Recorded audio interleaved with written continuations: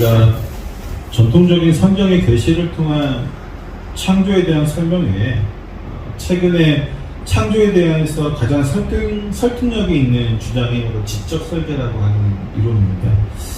지적 설계는 무슨 뜻이냐면 이 우주와 생명체에 관해서 과학이 점점 더 발전할수록 발견되어진 여러 가지 증거물들이 있거든요.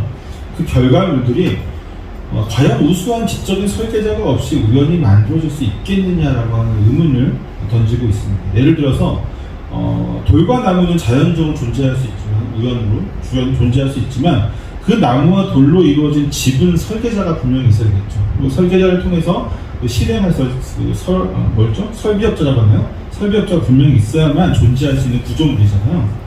그런데 과학이 발전하면서 우리가 발견하게 되는 놀라운 것들이 뭐냐면요, 생물체에서 발견될 수 있는 것 중에 하나는 압도적인 수를 가지고 있는 정보를 가지고 있는 게 있어요. DNA라고 하는 유전자잖아요. 인간에게는 약 4만 개의 DNA가 있거든요.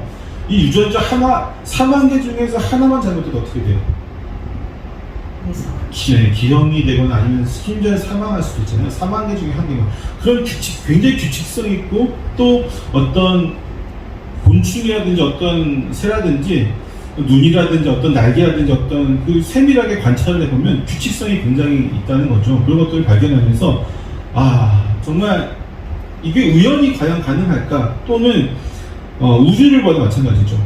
우주에는 정말 수많은 법칙들이 있습니다. 이 우주 안에 존재하는 법칙들을 인간의 과학자들이 발견해내고 무슨 제일 연력학 법칙인지 이런 것들을 만들어내잖아요.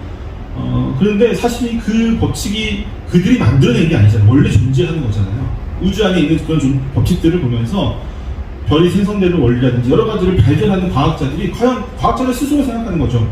과연 설계자가 없이 이것이 가능한가? 왜냐하면 복잡한지, 구조가 복잡하다는 거죠. 복잡한 구조를 보면 이거는 결국 우연히 어떻게 얽혀서 그냥 되는 수 있는 부분이 아니라고 하는 것들을 발견하면서 지적 설계라고 하는 어떤 이론들이 나오게 되었습니다.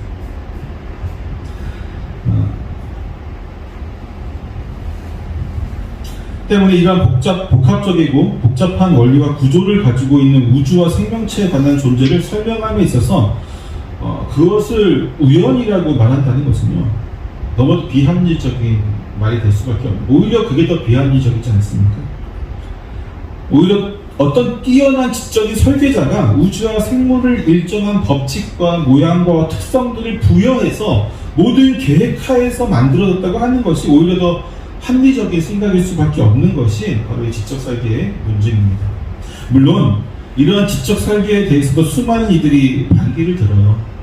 회의론자들은 지적 설계를 볼 수 있는 것은 사실 분명한 설계뿐이라고 얘기를 합니다. 즉 설계까지는 인정을 하겠는데, 그렇다면 설계 다음에 이루어진 건 뭐냐? 그건 자연적인 어떤 우연에 의해서 이루어질 수도 있지 않느냐, 설계만 그렇게 되어진 거 아니냐라고 얘기하는 사람도 있고, 또한 과학을 신봉하는 자들은 세상에 나타난 모든 지적인 설계를 뒷받침하는 결과물들은 자연적인 과정으로 충분히 설명할 수 있다고 항변을 합니다. 그들의 맹점은요, 오직 과학적인 것만을 전제로 해야 한다라고 주장하는 게 있죠. 과학이 아닌 것은 제발 얘기 좀 하지 마라고 얘기를 한다는 거죠. 그들의 일관된 방법론적인 자연주의는요, 오히려 과학 자체가 추구하는 탐구를 어떤 굉장히 좁은 시선으로 이렇게 제한하고 있다는 것을 보게 됩니다. 때문에 사실 과학이라는 것은 열린 눈으로 봐야 되거든요. 모든 것을 이렇게 열린 눈으로 보고 깊은 관찰과 통찰력을 하고 연구를 하고 많은 데이터를 가지고 하는 것이 과학인데, 이것만 과학이야, 이거는 과학이 아니라 좁은 시선을 보게 되면 그 역시도 과학의 어떤 패러다임에 빠지게 되는 사태를 나타내는 거죠. 되게 유명한 물리학자가 있어요. 유명한 물리학자이면서 비그리스도인데, 이 사람은 데이비드 박사라는 사람이 있어요. 그 사람이 이제 신의 정신이라는 책을 썼는데, 이 데이비드 박사가 아까도 얘기했죠, 물리학자이면서 그리스도인이 아닙니다. 비그리스도인인데, 그 사람이 이 신의 책에서 뭐라고 썼냐면 이렇게 썼어요. 우주에서 우리의 존재가 단순히 우연의 변덕이나 역사의 우연, 거대한 코스모스의 드라마에서 우연히 생겨난 점에 불과하다는 것을 도저히 믿을 수 없다. 우리는 의식을 가진 여러 존재를 통해 자기 인식을 생성해낸다.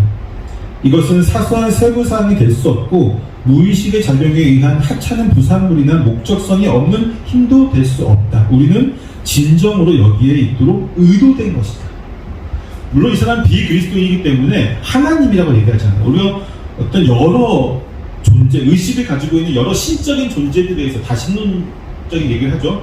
하지만 일단 비그리스도인이죠. 이런 존재, 영적인 존재들에 의해서 설계가 되어져서 우리가 만들어졌다라고 하는 어떤 물리학자들이 이렇게 얘기하고 있어요. 되게 유명한 물리학자인데. 왜냐면 그 사람도 연구를 하면 할수록 너무 복잡하고 복잡하고 어떤 유기적이고 이런 모습들이 도저히 설계가 아니고, 우리가 그렇잖아요. 기계가 조금이라도 설계가 잘못되면 어떻게 돼요? 무용지물이잖아요. 대표적으로 핸드폰이 1년마다 새롭게 나오잖아요. 아이폰도 그렇고 뭐 갤럭시도 그렇고 새로운 핸드폰이 나오는데, 나올 때마다 한동안 기계가 초반에 나온 기계들은 항상 어떤 설계에 부족한 부분이 있었잖아요. 보완을 하고 계속 보완을 하는데 마찬가지죠. 설계 요만큼만 잘못해도 문제가 되는데, 너무나 복잡한 이 우주와 생물체들이 이렇게 있다는 자체가 신비롭다는 거죠. 과학자들도 발견했어요. 우리 시대는요, 더 이상 과학이라는 이름으로 창조를 폄하하거나 혹은 비합리적인 것으로 몰아갈 수 없는 분위기가 사실 되었습니다. 그들은 하나님을 인정하는 것에는 미치지 못하지만, 그들이 하나님까지는 인정하지 못하지만, 적어도 그들은 어떤 지적인 존재가 하나 혹은 여럿이 있으면서 그들에 의해서 우주와 생명체들이 만들어졌다라고 하는 어떤 생각이, 그런 공감대가 전 세계적으로 있다고 하는 것이죠. 오히려 우연에 의한 것이다라고 하는 사람들이 더 적어지고 있는 추세가 되었습니다. 그렇다면 우리는 어떻게 해야 될까요? 저들 중에 상당수가 지적인 설계자를 인정하게 되었으니까 이제 조금만 더 기다리면 그들 모두가 다 하나님을 인정하게 될까요? 우리는 그럴 때까지 기다리기만 하면 될까요? 그렇지 않겠죠. 왜냐하면 성경은 계속해서 뭐라고 얘기하냐면요, 인간이 가진 죄와 죄성이 하나님께 나아가지 못하도록 막고 있다라고 얘기하고 있기 때문에, 그들의 아무리 과학으로 발견하고 지적인 설계자까지 갈 수 있다고 할지라도 그것이 하나님까지 연결될 수는 없어요. 인간의 악함은, 이 죄의 본성은 결코 그렇게 호락호락하게 놔두지 않습니다. 그것을 교묘하게 이용한 존재도 있죠. 사탄이라고 하는 존재도 있습니다. 결국 우리는 계속해서 하나님의 존재와 그분의 창조, 그리고 그분이 보내신 예수 그리스도를 통한 구원을 선포해야만 합니다. 창조를 믿는 것에서 전하는 자가 돼야 한다고 하는 것이죠. 그런 점에서 우리는 창세기 공부를 정말 잘 해야 됩니다. 오늘 본문의 말씀을 좀 보면, 오늘 3절에서 5절 말씀입니다. 하나님이 6일에 걸쳐서 말씀으로 창조하시는 모습을 기록한 이 창세기 1장은요, 자세히 그 모든 것을 이미지화해서 보게 되면요, 매우 놀라운 사실을 한 가지 발견합니다. 여러분, 창세기 읽을 때 그냥 읽지 마시고요, 내가 지금 말하고 있는 이 전달자, 화자가 되었다고 생각하면서 한번 읽어보세요. 그럼 어떤 걸 발견하게 되냐면요, 그것은 바로 모든 창조에 대한 기술하고 있는 저자가 마치 지상에서 하늘을 쳐다보면서 하나님의 말씀으로 세상 만물들이 창조되어지는 과정을 생생하게 지켜보는 것 같은, 그렇게 묘사가 되었거든요. 그러니까 중심이 어디예요? 지상과 사람이에요. 지상과 사람의 관점으로 지금 천지 창조가 하나님의 말씀으로 빛이 있었고 하면서 빛과 어둠이 나누어지고 묻이 드러나고, 이것들을 지금 관찰하는, 지상에서 한 명의 관찰자가 관찰하는 식으로 묘사가 되었다는 것이죠. 저자가 마치 지상에서 이 모든 것을 생생하게 느끼고 있다는 것 때문에 본문을 읽는 독자가 자신이 그 저자의 심정에 되어서 하나님의 창조의 모습을 지상에서 감상하는 것 같은 놀라운 경험을 할 수 있도록 인도하고 있다는 것이죠. 우리도 그렇게 읽게 되면요, 아, 내가 지금 하나님의 창조의 그 생생한 현장에 와 있구나라는 것을 여러분이 경험하시게 되는 것이죠. 때문에 창세기 1장이 기록된 6일 동안 이루어지는 하나님의 창조는요, 하나님의 역사를 인간이 지상에서 바라보는 시점에서 기록하고 있는 것입니다. 모세는 지금 인간을 위한 공간을 창조하시는 하나님의 역사를 바로 그 대상자인 인간이 직관하는 감동을 독자들에게 지금 선사하고 있습니다. 이것을 인지하면서 창세기 1장을 읽는다면요, 우리는 마치 어린 자녀를 위해서 세상에서 가장 멋진 놀이터를 만들어주시는 아버지의 모습을 그 옆에서 온전히 지켜보는, 아버지의 사랑을 온전히 느낄 수 있는 그 자리에 있는 것이죠. 좀 비유가 적절했나요? 더불어서 우리 역시 그런 아버지를 신뢰의 시선으로 바라보면서 그가 하는 모든 일을 응원하게 되는 것입니다. 3절 말씀의 첫 번째 말씀은요, 이렇게 말하고 있어요. 하나님이 이르시되, 하나님의 이르시되로 시작하고 있습니다. 하나님이 이르시되라는 말씀은요, 구약에서 매우 자주 등장하는 말씀입니다. 좀 더 쉽게 표현하자면요, 하나님이 말씀하셨다라고 하는 거예요. 하나님이 말씀하셨다. 구약 성경에서는 하나님이 자주 직접 말씀을 하십니다. 그분이 직접 나타나셔서 족장들과 선지자들에게 하나님의 뜻을 전하여 주실 때도 있고, 때로는 사자들을 통해서 하나님이 이러이러한 말씀을 하셨다라고 전하시기도 합니다. 하지만 하나님이 이르시되라는 말씀이 가장 많이 등장하는 곳은 어디냐면 바로 창세기입니다. 그 중에서도 창세기 1, 2, 3장으로 이루어지는 창조 기사에서 사실 하나님이 이르시되라고 하는 가장 많은 말들이 등장을 하게 됩니다. 그 중에서도 또 창세기 1장에서는 병행구절처럼 그 다음에 무슨 말씀이 등장을 하냐면 그대로 되었다라고 하는 말씀이 등장합니다. 이것은 하나님의 말씀이 가지고 있는 권능을 분명하게 나타냅니다. 하나님이 하신 그 말씀은 무엇이든지 그분의 선하신 뜻에 따라서 그대로 이루어진다라고 하는 것을 이야기하고 있어요. 하나님의 말씀은 수년 위를 운행하시던 성령을 통해서 준비되었던 것이며 로고스이신 성자를 통해서 실현되어집니다. 때문에 삼위 하나님의 역할을 나누는 창조는 때문에 삼위 하나님의 역할을 나누고 창조는 성부, 구원은 성자, 성도의 견인은 성령이 하시는 것으로 이해하는 것은 사실 매우 위험하다고 할 수 있습니다. 각각의 역할에서 주도적인 역할을 하시는 분은 분명히 계시지만 기본적으로 우주의 모든 역사는 삼위 하나님이 함께 하시는 사역이라는 것을 우리는 분명히 알아야 합니다. 삼위 하나님께서는 창세 이전부터 함께 하셨으며 이미 모든 것은 영원 전부터 삼위일체이신 하나님이 함께 작정하시고 의지를 행하셨으며 역사함으로써 그것이 다 우리의 시간 속에서, 역사 속에서 실현되어졌다는 것이죠. 때문에 하나님의 역할을 한정하여 나누는 것은요, 삼위 하나님의 각각의 위격이 가지는 특성을 쉽게 이해할 수 있도록 도움을 줄 수 있겠지만 자칫 삼신론이라고 하는 이단으로 빠질 위험이 지극히 크다는 것입니다. 또한 한 분 하나님을 너무 깊이 생각하여서 한 분이신 그 하나님께서 구약에는 성부로, 신약시대에는 성자로, 그리고 현대에는 성령으로 우리와 함께 하신다고 하는 이런 양태론적인 생각 역시 매우 위험한 생각이라는 것을 우리 분명히 알아야 합니다. 우리는 너무 앞서가면서 하나님은 이럴 것이다 라고 생각하는 것 또한 너무 위험한 거예요. 또한 너무 뒤로 물러서서 어떻게 내가 감히 하나님을 이라고 생각하면서 아예 하나님에 대해서 생각하지 않는 것도 거부해야만 합니다. 두 가지 생각 모두 우리 모두를 하나님 앞에서 멀어지도록 만들기 때문이죠. 때문에 우리는 하나님이 자신에게 보여주신 것만을 보면서 그 계시를 통해 알려주신 것에 대해서 감사하며 또 경외하며 나아가야 하는 것이죠. 그렇게 본문은 우리에게 이렇게 말하고 있습니다. 성령께서 수면 위에 운행하시며 준비하심으로써 하나님이 말씀으로 말씀하신 성자께서 온전하게 이루셨다. 이해되세요?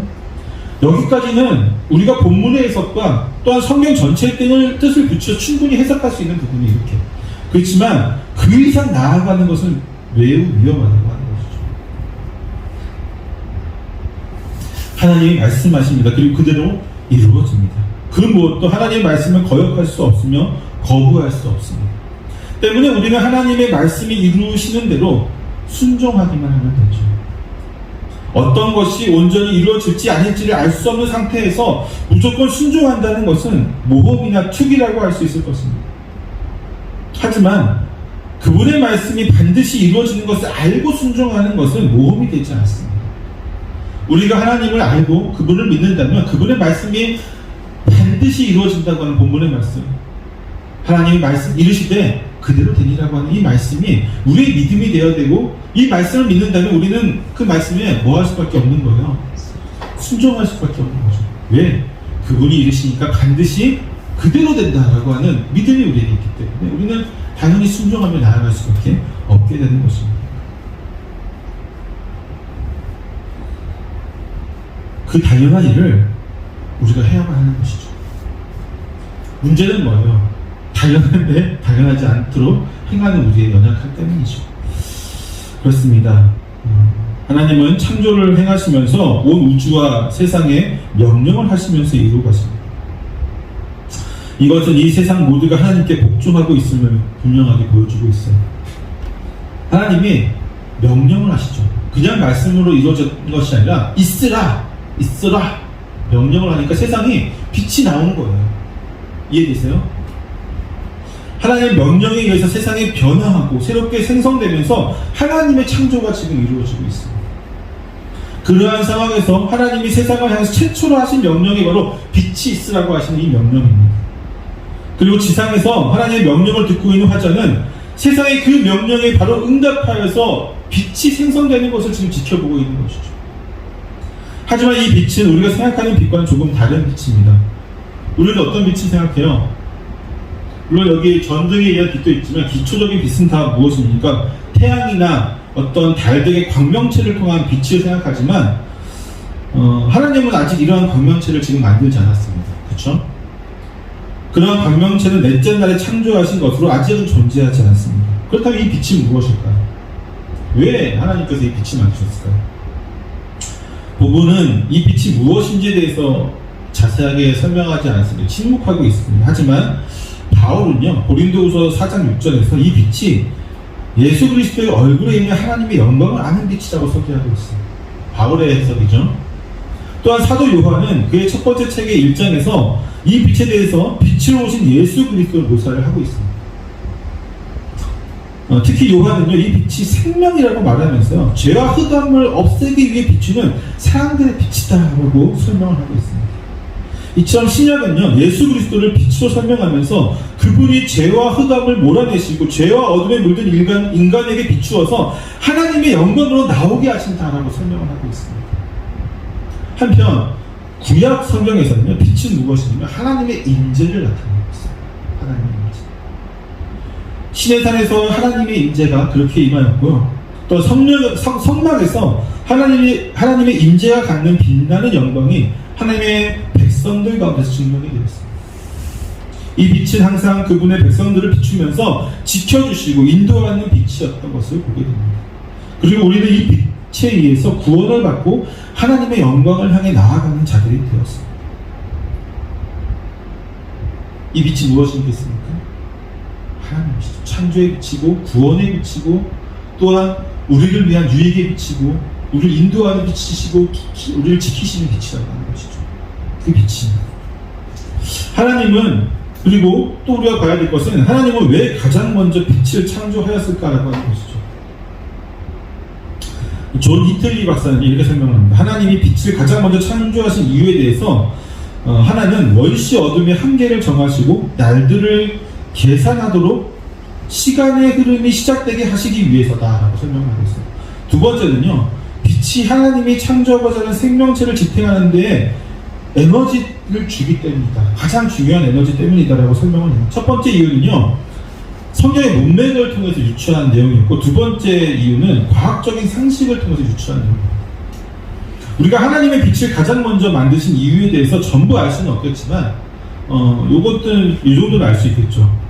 하나님은 빛을 만드시고 빛과 어둠을 나누어 빛을 낮이라 칭하시고 어둠을 밤이라고 칭하시면서 날이라고 하는 관념, 또 시간을 만드심을 통해서 우리는 태초의 시간의 창조를 통해서 역사가 시작되어지는 것을 지금 보고 있는 거죠.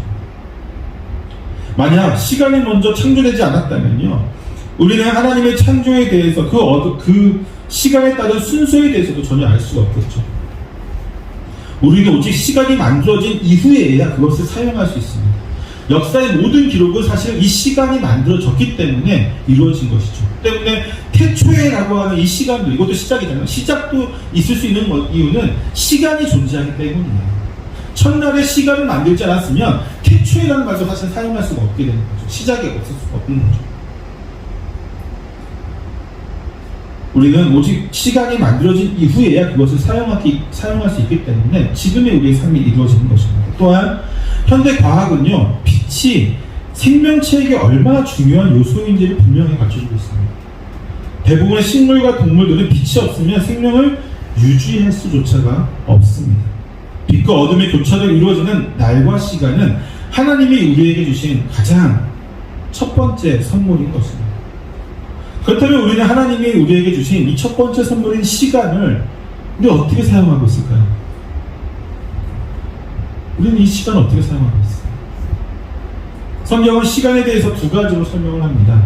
하나는 헬라어로 크로노스라고 하는 흘러가는 시간, 변하지 않고 정해져 있는 그 시간을 말합니다. 또 다른 하나는 카이로스라고 하는데 어떤 특정한 때나 시기, 그러한 것을 가리키는데, 하나님은 우리에게 공평한 크로노스라고 하는 시간을 주셨지만 우리는 그 시간을 어떻게 사용하느냐에 따라서 온전한 카이로스를 이룰 수 있게 되는 것입니다. 때문에 바울은 에베소서 5장 16절에서 뭐라고 얘기하냐면 세월을 아끼라 때가 악하니라고 말하고 있어요. 시간을 소중하게 사용하는 것이 누구의 뜻이라고 하는 거예요? 하나님의 뜻이라고 전하고 있습니다. 악한 이 세상에서 우리는 하나님의 뜻에서 벗어난 삶을 살아가면서 시간을 아무런 의미 없이 낭비하며 살아가고 있다고 하는 것이죠. 정신을 똑바로 차리지 않고 말씀의 중심에서 벗어나게 되면 항상 우리는 우리의 그 주어진 그 시간을 의미 없게 사용하고 있어요. 크로노스는 모두에게 공평하겠지만 카이로스는 그렇지 않아요. 의미 있는 시간은 우리가 만들어내는 시간입니다. 의미 없는 시간을 보내고 하나님 앞에 서는 것은 너무나도 두려운 일이 될 것입니다. 때문에 저와 여러분 모두 하나님의 부르심 앞에서 참된 소명을 발견하고 하나님이 맡겨주신 소명을 온전히 성취하는 믿음의 자녀들이 되기를 소망합니다.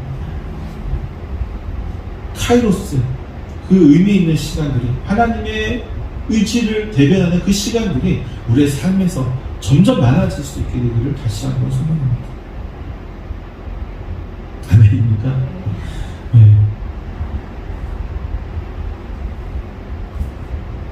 마지막으로 하나님만 더 얘기하고 싶은데요. 하나님은 빛을 만드시면서 그 빛을 보시고 이렇게 말씀하십니다. 뭐라고 말씀하세요? 보시기에 좋았더라. 히브리어로 토브라고 부르는 이 좋았더라라고 하는 말은요, 단순히 좋은 것을 의미하지만은 않습니다. 토브가 갖는 의미는요, 구약 성경뿐만 아니라 창세기에서도 매우 다양하게 사용이 됩니다. 예를 들어서 행복한 것이나 유익한 것, 미학적으로 아름다운 것, 도덕적으로 의로운 것, 더 좋은 것이나 우월한 특성, 궁극적인 가치 등등 정말 여러 가지 해석으로 가능한 단어가 토브라고 하는 것이죠. 때문에 어떤 목사님 토브로 몇 주, 몇 달 설교를 하셨다고 하는데 굉장히 많은 의미를 가지고 있는 단어입니다. 근데 존 하틀리 같은 경우는 이 본문에서, 이 중에서 본문이 함의하고 있는 뜻이 4가지가 있다라고 얘기를 하고 있어요. 본문에서 하나님 보시기에 좋았더라라고 하는 이 토브가 함의하고 있는 뜻이 4가지가 있다고 하는데, 하나는, 첫 번째는 창조된 것은요, 하나님의 의도하신 대로 정확히 그 기능을 했다라고 하는 것입니다. 도자기를 만드는 장인은요, 수백 개의 도자기를 만들면서 자기가 의도한 대로 정확하게 나온 것을 제외하고는 모두 쇠망치로 부숴버리죠. 때문에 어떤 때에는 그 수많은 도자기를 만드는 가운데서 하나의 완성품도 가지지 못하는 경우도 있습니다. 아니면 수백 대 점에서 겨우 몇 점, 한두 점밖에 얻지 못하는 경우도 있죠. 하지만 하나님은 아까도 얘기했듯이 말씀하신 것이 어떻게 돼요? 그대로 된다는 거죠. 그대로. 그분이 계획하시고 의도하신 것이 말씀으로 이루어져서 그대로 단 0.001의 오차도 없이 그대로 되어진다. 그분이 하나님의 말씀입니다. 때문에 하나님의 완전하신 지혜와 능력으로 모든 것을 본인의 의도하신 대로 완벽하게 만드시기 때문에 그분의 창조에서 그분이 의도하지 않는 불순물과 같은 것은 전혀 존재할 수가 없습니다. 그렇기 때문에 보시기에 좋았더라고 말씀하고 불순물이 없었습니다. 심지어 뱀과 사탄마저도 하나님의 완전한 창조물이 되어진다고 하는 것이죠. 불순물이 없습니다. 이렇게 얘기하면 어떤 사람들이 이렇게 얘기를 해요. 그렇다면 하나님이 악을 창조하셨습니까? 라고 질문하는 사람들도 있죠. 근데 이거 굉장히 길기 때문에 이 이야기는 창세기 2장 설교할 때 할 거예요. 그러니까 여러분 질문을 지금 하지 마세요. 결론적으로 말씀드릴게요. 이거는 창세기 2장 때 설명할 거니까 결론적인 것만 아니면 그렇지 않다라는 것이죠. 하나님이 악을 창조하지 않았습니다. 하나님이 보시기에 좋았다라고 하는 말씀은 그분의 도덕적인 선함, 또 의로움, 거룩함도 함께 창조된 세상에 전해졌다는 것을 의미하기 때문에 악한 것을 창조하지 않았습니다. 그 다음에 두 번째는요, 창조된 것은 창조 질서의 그런 안녕에 기여했다고 하는 것이죠. 이것은요, 하나님이 처음 하늘과 땅을 창조한 세상에 아직은 질서를 부여받지 못하였죠. 하나님 천지를 창조하시니라 혼돈과 또 공허하고 하나님의 영이 수면에 있고 어둠이 흑암이 수면에 있고 그 상태는 아직 질서가 없는 상태잖아요. 아직 질서를 부여받지 못한 거죠. 질서가 없는 것이 부여받지 못한 상태였지만 하나님이 창조의 질서를 부여하여서 세상의 모든 규칙과 법칙이 생겨나고 그로 인해서 하나님이 만드신 이 창조 세상이 안정을 찾게 되었음을 말하는 것이죠. 때문에 성경은 항상 질서를 통한 안정을 말합니다. 만약 질서를 어지럽히는 일을 만드는 자가 있다면요, 그는 사탄의 자녀가 될 것입니다. 반대로 그리스도인들은 하나님이 만드신 질서를 보존하기 위해서 반드시 노력을 해야만 합니다. 때문에 바울은요, 세상의 권력자의 권위를 인정하고 그의 명예에 충실히 따를 것을 이야기하죠. 그리고 아내가 남편에게 복종하고 종들이 주인에게 복종하고 이런 질서들, 상하의 질서들에 대해서 이야기를 합니다. 물론 지난번에 제가 수요 예배 때 말씀드렸지만 이것은 기본적인 것이에요. 복종하고 하는 질서는 기본적인 것이고, 만약 우리의 질서 위에 있는 이가 하나님을 믿지 못하도록 방해하거나 혹은 하나님을 거역하도록 명령을 내린다고 한다면요, 우리는 이것을 충분히 저항할 수 있는 권한이 있습니다. 그렇지 않을 때에는 그 말에 복종해야 한다는 것이죠. 물론 이렇게 얘기해도 복종 안 하죠. 우리는 하도 자아가 강하니까. 또한 이런 것도 있어요. 이러한 기독교의 정신을 어떤 질서에 대해서 잘못 이해하고 하나님은 질서의 하나님이시니까 과거로부터 내려온 모든 질서를 지켜야 한다라고 하면서 무조건 보수주의자가 되자라고 하고 어떤 특정 정당을 지지하거나 반대 정당을 폄하하는 등의 정치적 행위를 하는 것도 사실 매우 비성경적인 행동이라고 할 수 있는 것입니다. 왜냐하면요, 하나님의 창조 질서는 변함이 없지만요, 인간 세상의 이런 위계 질서라든지 하는 것들은 시대를 통해서 항상 변해왔어요. 예전의 것이 항상 옳지는 않다는 거죠. 그 시대에는 그게 맞는 거지만 이 시대는 또 다른 거죠. 하나님, 그리고 그 시대를 통해서 변화한 것도 역시 누구의 역사입니까? 하나님의 역사. 하나님께서 그 시대에는 그 역할을 부여하신 거죠. 왕의 시대는 왕정 시대, 왕을 세우시도록 하신 것이고, 또 신정 시대는 신 하나님께서 통치하셨고, 모든 시대를 통해서 하나님께서 그 위계 질서를 바꾸시면서 우리를 통치하셨는데, 우리가 만약에 지금 있는 위계 질서가 맞다, 과거의 것이 맞다고 하면서 그것을 주장하면서 그것을 무조건 따라야 돼 한다는 것은 굉장히 어리석은 행동이죠. 또한 세 번째는요, 새로운 창조 세계는 미학적으로도 매우 아름다웠다라고 하는 것입니다. 왜 그럴까요? 너무도 당연하지만 하나님의 미적 감각이 우리의 상상을 초월하기 때문입니다. 그 정도로 뛰어나시기 때문이죠. 물론 그 밑바탕에는 그분의 무한하신 지혜와 능력이 있기 때문에 단순히 아름답기만 한 것이 아니라 그 모든 것이 그분의 의지와 뜻을 분명하게 반영하고 있죠. 가장 효율적이면서도 가장 아름다운 것이 하나님이 만드신 이 세상의 창조, 세상이라고 하는 것이죠. 때문에 우리는요, 가끔 자연의 아름다움에 압도되기도 하고, 때로는 자연의 아름다움에 넋을 잃기도 하죠. 그런 경우 없으세요, 여러분? 있잖아요. 하나님은 최고의 창조자이시면서 동시에 최고의 예술가이기도 하십니다. 때문에 어떤 영감이 가장 뛰어난 영감일까? 어떤 예술하는 사람들이 영감을 되게 중요하게 생각하잖아요. 영감을 얻는 것. 가장 뛰어난 영감은 하나님의 말씀이 있다고 하는 것이죠. 역사상 우리가 가장 위대한 예술가들이 대부분 어디서 왔어요? 르네상스 시대라든지 이런 시대에 예술가들이 많았지만 그들이 영감을 더 어디서 얻었냐면 믿음 안에서 얻었잖아요. 말씀 안에서. 그만큼 우리의 그런 창조, 아름다운 질서 모든 것이 하나님께로부터 오는 것이 가장 귀하고 아름답다는 것을 생각하면서 살아가는 저와 여러분 되시길 부탁드립니다. 마지막으로 네 번째는요, 창조 세계는 도덕적 영향력이 있어서 땅에서 의가 확장되는 데 기여했다라고 하는 것입니다. 하나님이 창조 세상에 남겨주신 그분의 분명한 의지는요, 뭐예요? 생육하고 번성하는 것이었습니다. 그리고 그 중심에는 누가 존재합니까? 인간이 존재를 하고 있습니다. 그런데 생육하고 번성하기 위해서는 분명한 질서가 필요합니다. 질서가 파괴되는 곳에는 그 어떤 번성도 이루어지지 않기 때문입니다. 또한 질서를 유지하는 것은 하나님의 거룩한 도덕적인 의로움이 되어야 됩니다. 질서의 중심은 만약 폭력과 파괴 또는 미움과 시기, 질투와 같은 비도덕적이고 부정적인 것들이 질서의 근본이 된다면요, 절대로 모든 창조의 세상에 번성할 수 없게 될 것입니다. 그 어떤 창조물도 파괴되면 파괴됐지 번성할 수 없게 될 것입니다.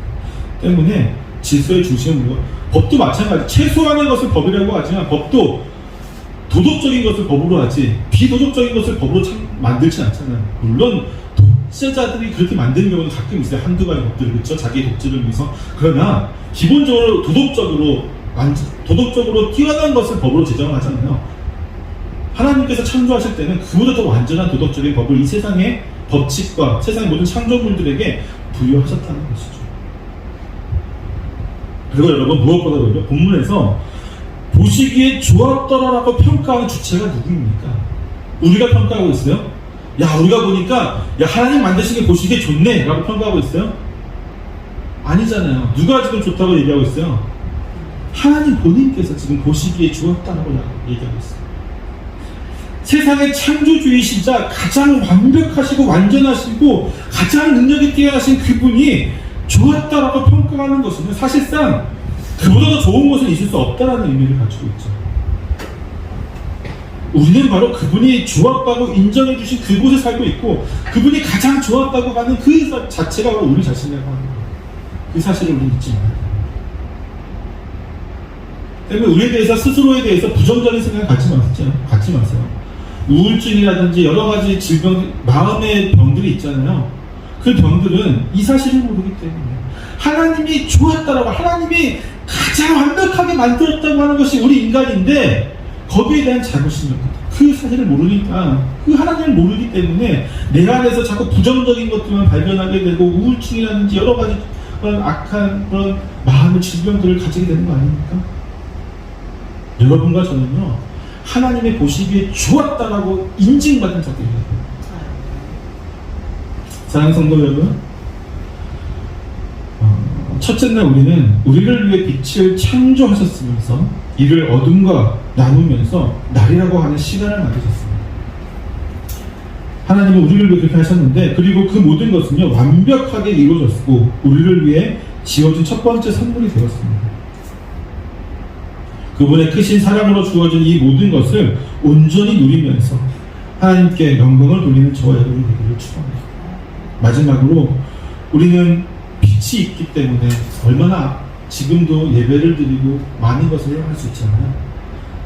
여기에 대해서 오늘 하루만큼, 적어도 이번 한 주만큼은 빛에 대해서, 그리고 주어진 시간에 대해서 항상 묵상하면서 하나님께 감사하는 한 주간의 승리의 삶을 사는 저와 여러분 되시기를 축원합니다.